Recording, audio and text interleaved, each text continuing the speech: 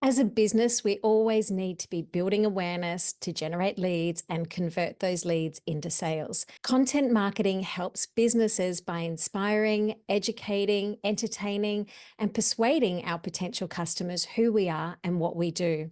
It allows us to sell without being salesy, and it's an essential part of any modern day marketing strategy. So, why is it so important to repurpose content? Welcome to Content Catalyst. I'm your host, Deb Szabo. I'm a marketing strategist, and in this episode, I share 5 ways on how you can repurpose your content.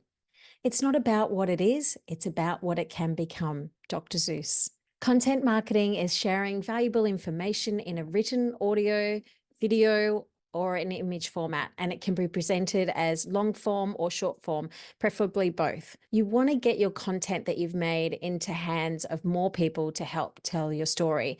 And altering it and refreshing it helps to appeal to new audiences. So, what does it mean to repurpose content? So, it's when we reuse visuals or text to extend the life of your material, and it's refreshing it and presenting it in a different way so you can expand its use and even make your message more effective. So, here are my 5 R's to repurposing content. Number 1, repost. This is essentially a rinse and repeat where, let's say you take a video on your social media on Instagram and you go in. I would look at your insights and go back over the last 12 months and look at what your highest performing reels are.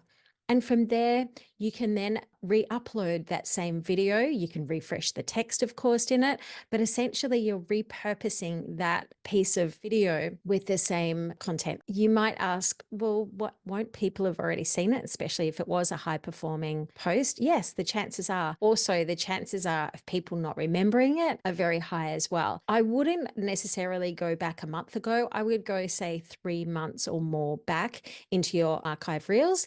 The second one is redistribute. So this is cross-posting. If you create an Instagram live, you could then download and share it on other platforms. I'll often take a live and then I'll upload it to YouTube or TikTok, or I'll chop it up and I'll take out the key points and then just share the 30-second part of that live. So milking a piece of content is such a powerful way, especially when you collaborate with others, because you're sharing that piece of content with those people tagged across all the mediums. So number 3 is remix.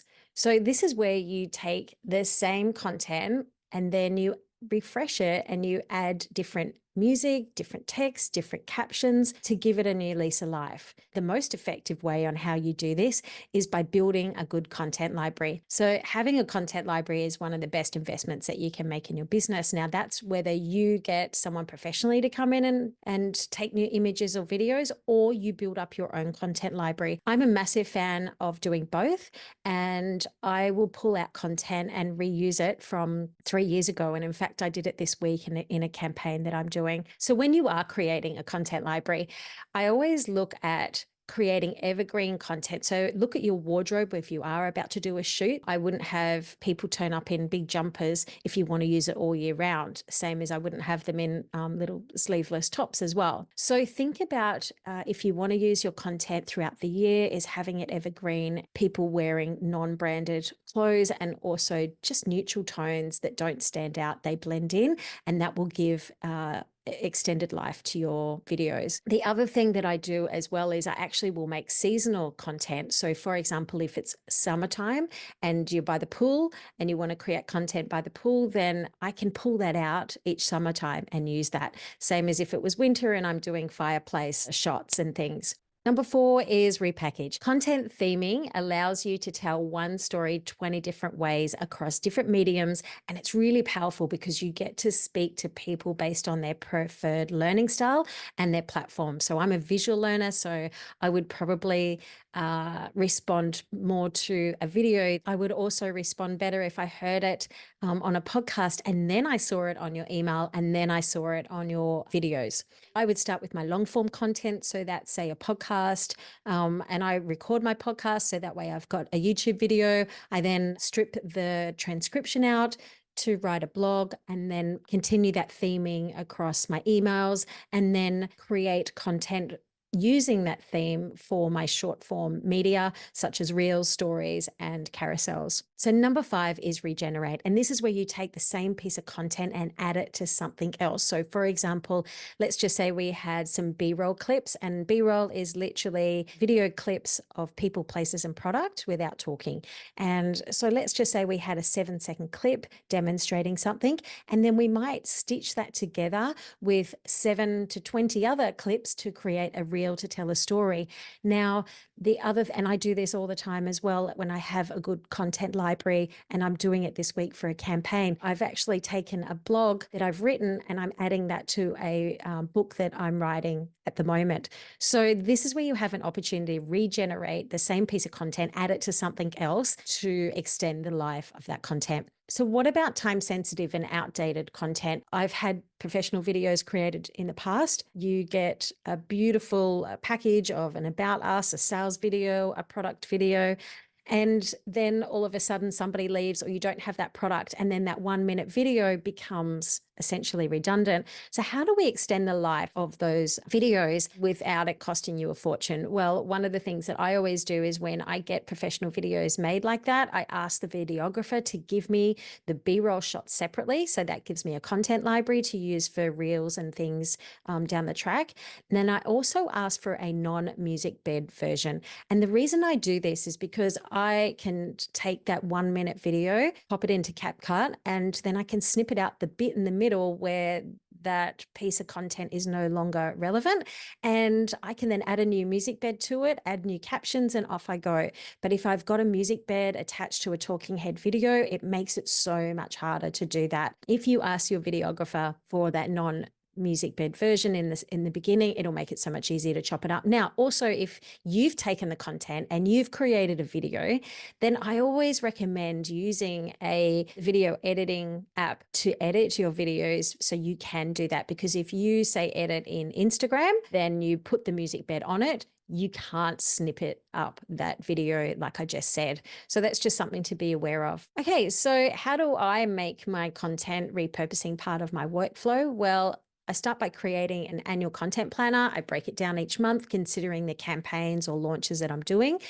This gives me a theme. So I have a content planner, and in there it's got all my content pillars and themes. And then I might look at either doing a content shoot day, or I'll go back through my content library and see what already exists. And then I might only just need a few bits and pieces of content to top up. So I start with my long form content, which is my video podcast. That gives me one piece of content for YouTube, podcast 2, 3, I take the transcription and I use that for my blog. And then I use that blog and I then create an email pointing to all of those pieces of content. And then I will also trim down further the text and visuals of that long form content and then add it to my social medias. And then I can also create lead magnets for it. So everything is supporting your initial theme of what you're talking about. So it's a way to tell a story in 20 different ways and to target people that learn differently. We don't just respond when we hear something once, very rarely when we're marketing. So we need to these days hear something about 20 times before we act. And that's why I say that 20 touch point is really important. So if you can push out content in different formats and in different platforms, it will help solidify your message and create a stronger call to action. Let's just say I'm doing an event. How do I not constantly say, here's my event, come to my event, buy tickets to my event? Well, I like to think about selling tickets is the problem I'm trying to solve, but what is the problem you're solving of your audience? So write down as many things as you can that you think might solve your problems. So if it's an event and you want to sell tickets and that person comes to that event, what is the benefit to them? So it might expand their network. It might allow them to connect with their partner. It might allow them to make new friends. And then these become your hooks or titles of your content. The next step then is, how can you interview the presenters that might be presenting at your event? How can you showcase the venue? How can you talk about the menu? What you want to do is give a new angle to present the same information to promote that event. All your content leads back to the same call to action. What is the benefit of repurposing content? Well, it's an effective way to get the most out of your existing content. It helps you to connect with people's different learning styles, and it allows you to tell a story in multiple different ways. So you're not sharing the same thing over and over. And it allows you to save time because you're not having to capture new content all the time. And this obviously saves your time and maximizes your investment when you are capturing content. So my 5 R's when we repurpose content is repost, and that's a rinse and repeat; redistribute, where we cross post; remix, where we take that content and we breathe new life into it with new text and music; repackage is where we take a podcast and we turn it into a blog; regenerate is where we take one piece of content and we stitch it together with other pieces of content to extend its life. Thank you so much for joining me for this episode of Content Matters. If you know someone that might find this episode helpful, I would be so grateful if you shared it with them. If you would also like to get my repurposing content guide, head over to my website. It's debszabo.com/resources, and you can get my repurposing guide for free. So thank you again, and I'll see you in the next episode.